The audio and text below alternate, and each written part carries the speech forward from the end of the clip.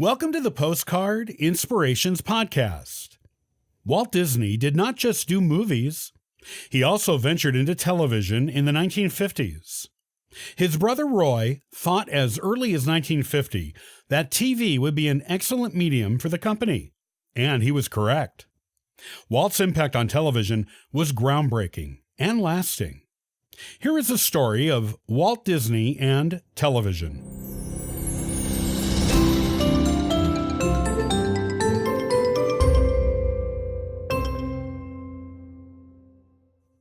By the mid-1950s, Walt Disney was concentrating less on making animated movies, though his studios still produced them, with Walt being more hands-off with them, and more on other ventures. Having conquered the animated film industry, he moved into television as the third major independent movie maker to do so. Hal Roach and Jerry Fairbanks preceded him. His initial goal was to produce a TV show that would earn him enough money to finance the building of his big dream, the Disneyland theme park. CBS and NBC both turned Disney down when he approached them about doing a TV show. However, ABC signed a deal with him in 1954. His show, which was called Walt Disney's Disneyland, focused on the building of Disneyland and showcased teasers for what the park would be when finished.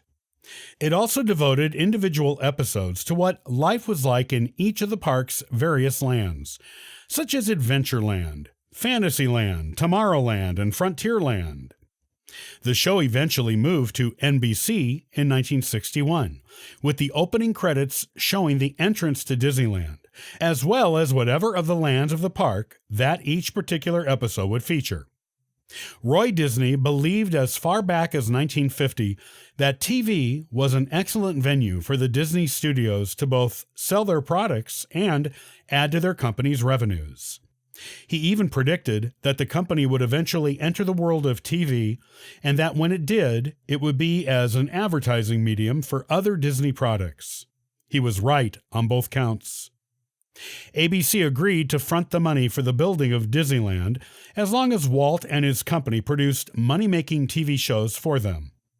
The first show they produced, Walt Disney's Disneyland, was an anthology show that featured cartoon shorts, live-action features, and older material from the company's archives.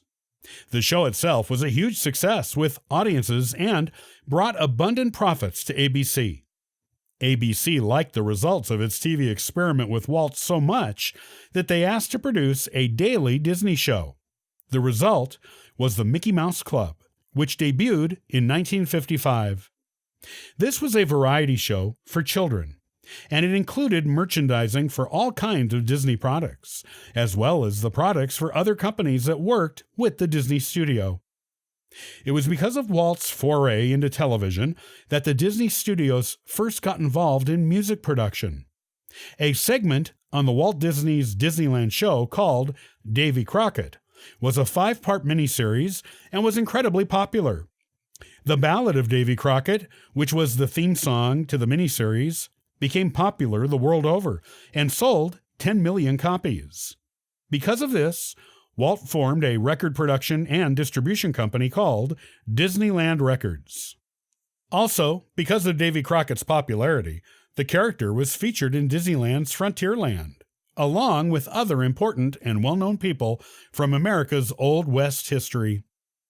The show was renamed Walt Disney Presents in 1958 and moved to Friday nights. It stayed there until 1960, when it was moved to Sunday nights, and there it stayed for 21 years, long after Walt himself was gone. Under the show's new name, it became the first stereo simulcast on television, when it showed an episode called The Peter Tchaikovsky Story to promote Disney Studios' newest animated movie, Sleeping Beauty. It was a 3-channel stereo with FM radio stations around the country carrying the left channel and AM radio stations carrying the right channel.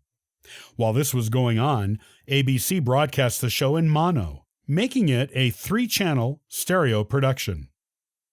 In addition to episodes like these, as well as more episodes showcasing new additions to Disneyland, there were a lot of Western-themed episodes on the show. Other episodes set in the present day, and even some mixed live-action and animation episodes where animated Disney characters were shown interacting with Walt. With the basic format of the show remaining the same, the show moved to NBC in 1961 because that network had begun broadcasting in color, and Walt wanted to take advantage of it. Also, Walt was not on friendly terms with ABC anymore at that point, as the broadcasting giant did not sell its stake in Disneyland as it had promised, and did not do so until 1960. Because Walt insisted on filming many of the earlier episodes of the show in color, even though ABC was going to be showing them in black and white, there was plenty of back material for NBC to show in color when it acquired the show. Also, because all but 3 of Walt's movies had been filmed in color, the exceptions being The Shaggy Dog, The Absent-Minded Professor, and Son of Flubber, his movies could be shown on NBC for the whole family to enjoy in color as well. To make sure audiences knew color was the new thing in town on Walt's TV show, the name of the show was changed once again to Walt Disney's Wonderful World of Color. The name change occurred at the time that NBC acquired the show. It kept that name until 1969, at which time all of the 3 major networks were broadcasting in color with all of their shows.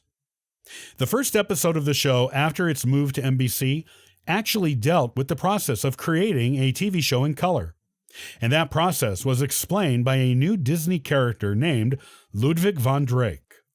Ludwig von Drake was a bumbling professor who spoke with a thick German accent and was explained to be Donald Duck's uncle.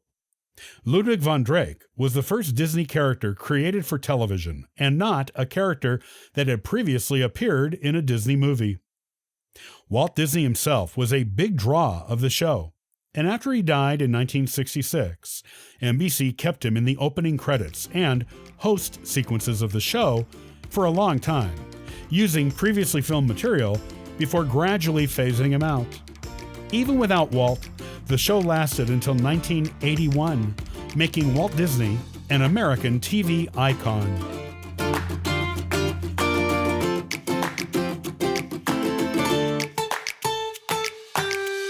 I love collecting postcards as a way to inspire my adventures and to share memories with family and friends. Follow along at postcardinspirations.com. Now, go out there and have a wonderfully inspirational day.